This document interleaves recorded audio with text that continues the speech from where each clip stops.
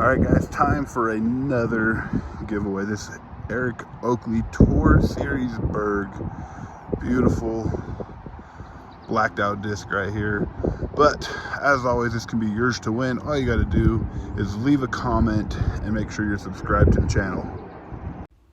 Welcome back guys to another course. Today we are in Carlsbad, New Mexico, playing Carlsbad Disc Golf Course, home of the Carlsbad Caverns. Here's a couple photos. Definitely worth the trip to check that out. But hole 1, 302 par 3. We're going to be playing the longs today. They do have short positions as well. Starting off, pretty much right-handed player going to be a stock hyzer. Left-handed player may throw something straight or a little sidearm there, but did a little ace trace here. I was pretty happy with that first shot. Always good feeling when you can get pretty close. Circle 1 here. Starting off with a birdie. So hole 2, 336 par 3.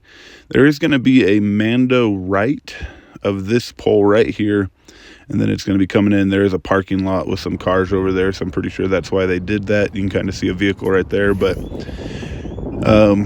just got to throw something that'll get around that. Once again, another little hyzer shot. Left-handed player probably throw something flippy, sidearm. Nothing too difficult about the first couple holes here. So tapping that in for par. Hole 3, this one was a little over 400. They did not have the sign or the footage on the sign, but going to be playing road OB, and then you have plenty of field on the right. So this one, you know, the rocks right there will kind of mess with the tree limbs, so it kind of gives you a little bit of a tunnel feel in a way, I guess. But I was throwing my octane here, flipped up beautifully, ended up getting down there and was able to get to circle 1 on this one. It is slightly downhill, but it was about a 430-foot shot, so I will take that any day. Hole 4, par 3. This is going to be going across the water. Basket is behind that tree, just to the left side of it. So throwing my photon here, some little flip up, glide aways. And you will see a lot of this pond. I believe it's a pond, maybe a river. I wasn't 100% sure, but you'll see a lot of that here in the later holes. But that was the first time that we get to throw over it. So taking a par there. Moving on, hole 5, par 3, 483. You're going to see a theme with some long holes here, but going to be playing the train tracks obviously are OB there, and then roads OB. Just a long, slightly downhill shot. So I'm throwing a hyzer with that photon again, kind of going over the railroad tracks. Coming back in, it was pretty safe there. And then there were some massive birds that were right there, maybe swans, I want to say, and you'll be able to see them here in a second. But they were just not afraid of us whatsoever. That was their spot. They were just chilling. And if I said the birds incorrectly, you can let me know. I'm not an expert on that. But here we go, hole 6, par 3, going under the bridge or over. I didn't see anything saying that was a Mando. I'm going to be playing on that hillside. The sun was really bright, but throwing the photon here again. This is a fission photon. Absolutely love this thing.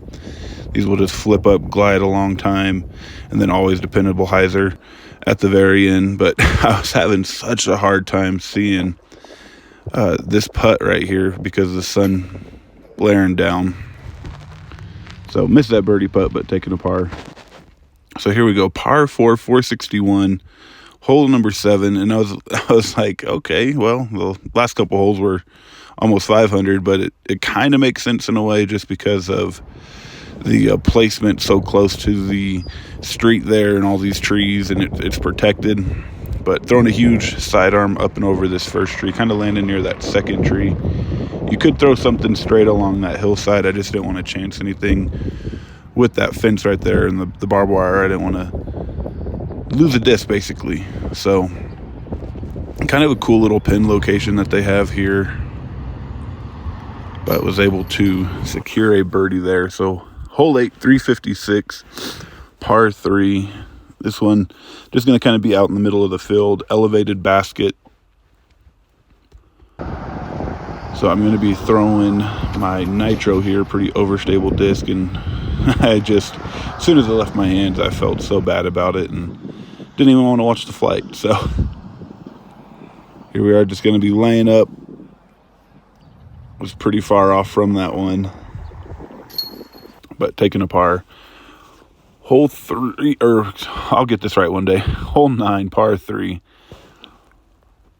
Gonna have that first tree there on the right just to kind of mess with you a little bit, get in your mind, and that telephone pole. So I was throwing my tantrum here, trying to flex it, and just totally failed on flexing this. End up hyzering way left. So had to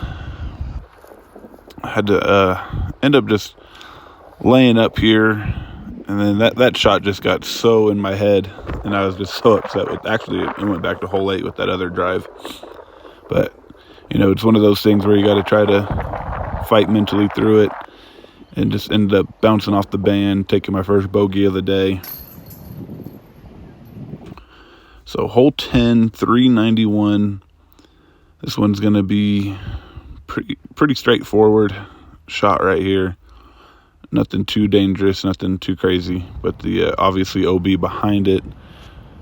So once again, throwing that photon on hyzer, and really you throw whatever you're comfortable on any of these shots.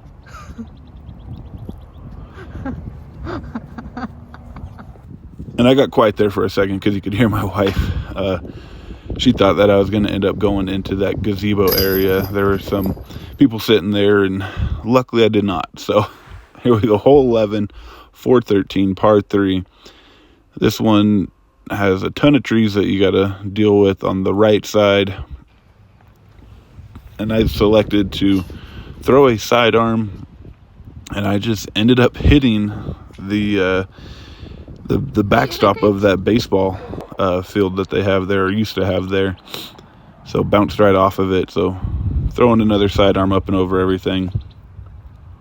And the tree ended up catching it, but was a good catch, kind of had a favorable roll. So hole 12, 519, par 3. This one could have been the par 4 over the other hole, in my opinion, just because of how you're starting off. I did throw a sidearm first, and then I was going to throw the sidearms going underneath the bridge. And then I tried throwing a few other shots over the top, and it was just, you start going over the top of things and really hyzering out. I mean, you have to have probably like 600 feet of distance to even get remotely close to a birdie here. And then just ended up missing that putt to save par. So taking another bogey. Moving on to hole 13, 505. Pretty cool. You're up on top of this hill. And at first, I was walking actually towards 18's basket, which is, you're going to be looking right at it, but it's actually behind these mounds. So I'm throwing towards 18's basket. And I wish I would have known that at first, just because it would have been more favorable to throw, obviously, a little bit more right. So keep that in mind if it's your first time playing here. It is behind some dirt mounds. So after we got close, so we did look at the UDIS map and saw that basket and was like, oops, made a mistake there. So tapping in a par. Hole 14, 224, white and blue play from the same spot. But this one's going right over the water. And they have an absolutely gorgeous waterfall to the left of this. You'll see it here in a second when we go to putt. But just a pretty much simple shot over the water. There's that waterfall I'm talking about. Just a pretty view. And like I said, the next couple holes will play along this water side. Hole 15, this one was a little over 300 if I remember correctly. I think it was like 330. So you can go underneath those trees. I'm electing to throw my hyzer and just kind of come through and play the skip. Going around the trees instead there. And had a favorable skip towards that basket and was able to cash this one in for another birdie. It is beautiful with that sunset there as well. Hole 16, 224, par 3. Probably the easiest hole on the course. Just going to be a little sidearm here, and ended up slipping on catching the end of the pad, but did not fall. So there's a video a while back where I do fall. So I'm glad that I did not fall on this one again, though. Hole 17, 300 feet. I do believe this one is probably a lot further than 300 feet. Probably like 360, 370. So going to be throwing the tantrum again. Big hyzer. I'm assuming when they first built this, that playground wasn't there, but they never moved it.